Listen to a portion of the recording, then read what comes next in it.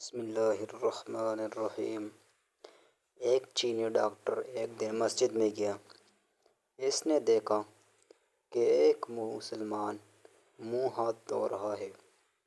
وہ مسلمان کے پاس گیا اور پوچھا کہ جس طریقے سے آپ منہ ہاتھ دھو رہے تھے، یہ طریقہ آپ کو کس نے سکھایا ہے؟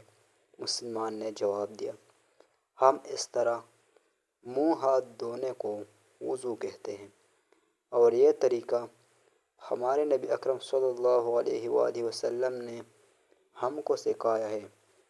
ہم دن میں 5 بار وضو کرتے ہیں۔ اس نے کہا کہ میں آپ کے نبی سے ملنا چاہتا ہوں، وہ کہاں رہتے ہیں؟ وہ شخص بولا، ان کا تو 1400 سال پہلے انتقال ہو گیا تھا۔ وہ بولا، میں چینی طریقہ علاج کا ماہر ڈاکٹر ہوں۔ ہم جانتے ہیں قدرت نے انسان کے جسم میں کھال کے نیچے 66 مقامات پر ایک خاص طریقے سے مساج کیا جاتا ہے، جس سے 50 سے زیادہ بیماریوں کا مؤثر علاج ہوتا ہے۔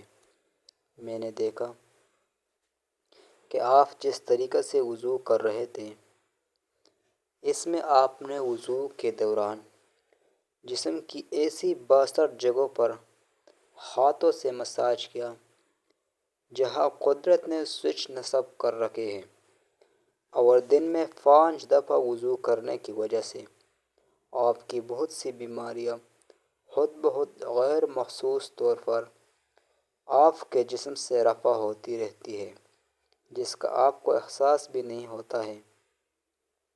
میرا خیال تھا کہ جس شخص نے آپ کو وضو کا یہ طریقہ سکھایا، وہ یقیناً انسانیت کا درد دل میں رکھنے والا ایک عزیز محقق اور علم طب کا ماہر ہوگا۔